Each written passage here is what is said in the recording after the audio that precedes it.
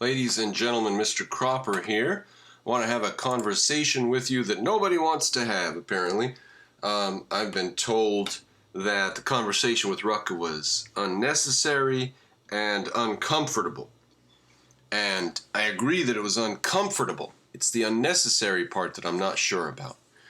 So, I do have a couple little video clips I want to go to here. And the main concern is, let me put my thesis here at the beginning.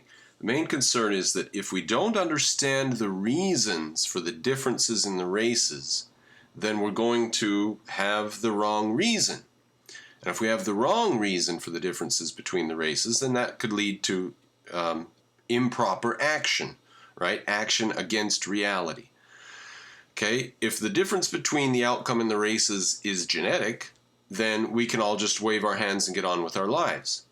But if the difference between the outcome in the races is due to racism or evil or prejudice or bias, then we need to address that injustice and the root of the inequality, which is simply people's belief system. So what is the root of the difference between the races? Why higher crime? Why lower crime here, higher crime there? Why is there a difference in income? Why is there a difference in employment? Why is there a difference between Africa and China? Is it because Chinese people are racist against Africans? Or is there some genetic background? Now, if it's just the fact that the Chinese people are racist against black people, then we need to do something to change Chinese people so they're not so racist, so black people can develop Africa, right? But I think that's insanity. I think that's idiotic insanity. Let's get this woman right here to tell us. This is a video from Emory University called White Rage, the unspoken truth of our nation's divide. And she's going to tell us a little bit about Rudolph Giuliani's New York City. And we all know that crime went down under Giuliani, right? What he does say, my policies are working. New York City is safer now than it has been in years. And he pulls out his little flip charts with the little graph showing crime going down. My policies are working. New York City is safer. True enough, right? I mean, crime went way down and the city Disneyfied. Everything turned into Disney, right? Where before it was strip clubs or whatever and bars downtown and seedy places, prostitution, all that gone now. It's been replaced by the M&M store and Bubba Gump's. And I'm thinking, it's not safer for Amadou. Amadou was a presumably innocent man who was killed by police. He was unarmed, and he had 19 bullets in his body. Now, why would the police pick so much on minorities and blacks? Safer for whom? It seems like it was safer for everybody.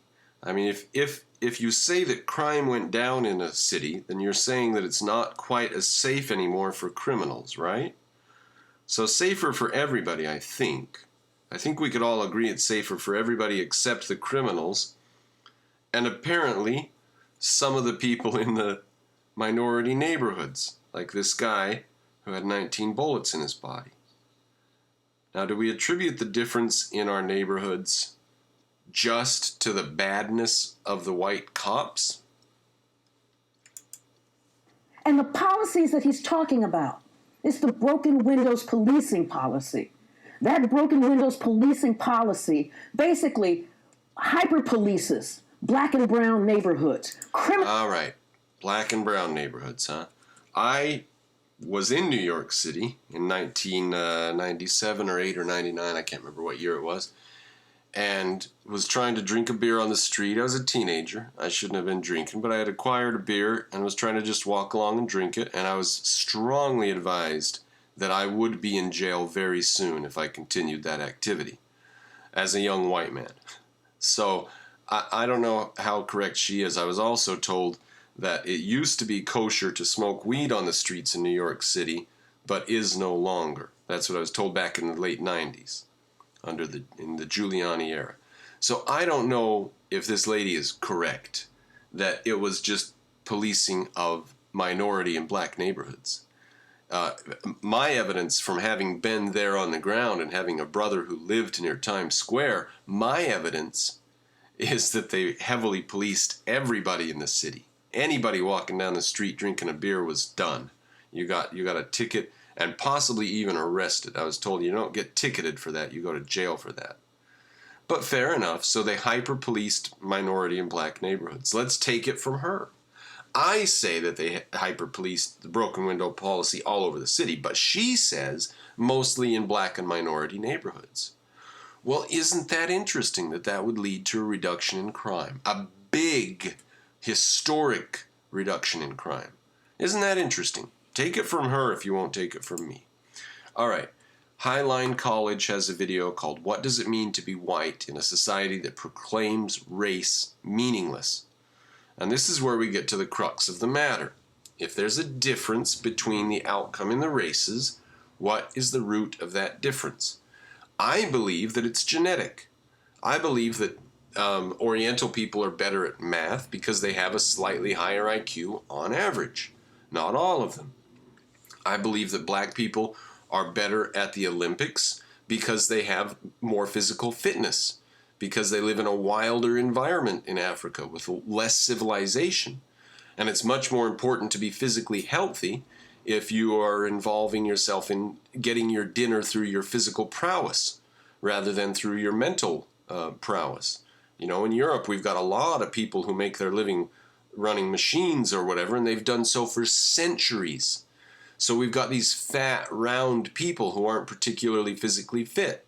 And they've got children, and their children had children, and had children had children, and all these genes have been passed on because you don't really need to be physically fit to make a living. But that's not true in Africa. In Africa, you need to be pretty physically fit to get through whatever famines, diseases, to live without medicine, to live without access to doctors and stuff. You need to be pretty physically fit. You need to be a physical specimen of pretty good physical specimen. That's why the Olympics are dominated by black people. Okay? Now, I'm not worried about that. I can admit that black people run faster and are taller and stronger without my head falling off. I can admit that. And it doesn't turn me into a rabid, screaming racist to admit that black people run faster on average and jump higher on average than white people or Chinese people. And it doesn't make my head explode to say that Chinese people are better at math. So, if there's a difference between people in society, I can explain it like that. How do you explain it? This lady's not going to use genetics. She's not going to allow that explanation. She's not going to allow that conversation. She's got a different explanation, right? The people in power are the white people. So if black people don't have jobs, it's because white people didn't give them jobs, right? Let's listen to what she has to say. And so over the years, I just got better and better at figuring out what it means to be white in a society that professes that it means nothing, and yet is profoundly separate and unequal by race. Why are we separate and unequal by race? You see? She has to have a way to understand that, and she's not going to allow genetics to be part of her understanding. So, there must be some other root of it. White people are the problem in her viewpoint, because white people have the power and black people don't, and therefore black people aren't being given access to power because the white people don't want to share power with the black people. So it's racism. It's just racism. That's why that's why I can't stand to leave this conversation unhad. Because I don't want to take blame for the backwardness of Africa or the violence in minority neighborhoods. I don't want to be blamed for that as a person with white skin. And I'm not going to blame the Chinese for the fact that people in America aren't really as good at math as people in China are. I'm not going to blame them for that. I'm not going to hate on them, and I'm not going to hate on black people for running faster and jumping higher. And so I wanted to kind of apply that experience to impact people on a larger level. And I went on and got my PhD in whiteness studies. Anybody ever hear of whiteness studies? Oh, that's so sophisticated of you. Because we've all heard of Latino studies and black studies. Look at the look on her face. You ever heard of whiteness studies? Does that sound kind of weird? For decades, if not millennium, when white people studied race, we studied them. What's with them? Why do they have their problems, etc. And for just as long, people of color looked at us and said, why don't you look at yourselves? You are our problem. Ooh. White people are the problem. Why are black people so backward? Why is Africa so backward? And all this time, while white people are asking, why is Africa so backward? The black people are saying, because of you, because of the whites. The whites are the problem. You see? So that there are real consequences to these viewpoints.